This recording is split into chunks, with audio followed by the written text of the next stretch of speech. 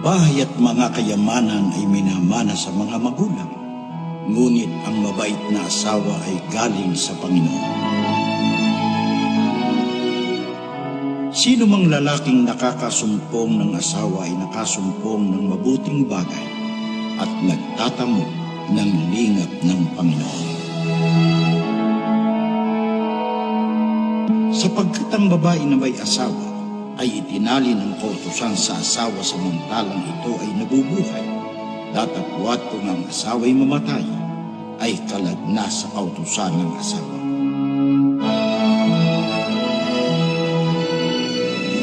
Bakit kami pinabayaan ng Diyos? Dumarain kayo.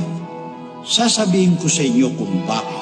Dahil nakita ng Panginoon ang inyong pagtataksil, nang diborsyohin ninyo ang inyong asawa na naging tapat sa inyo sa loob ng mga taon. Ang mga katuwang na inyong ipinangakong mamahalin at iingatan. Pinag-isa kayo ng Panginoon sa inyong asawa. Sa matalinong panukala ng Diyos nang kayo magpakasal, kayong dalawa ay naging isang tao sa kanyang paningin. At ano ang kanyang hangat? Mga anak na makadiyos mula sa inyong pagsasama.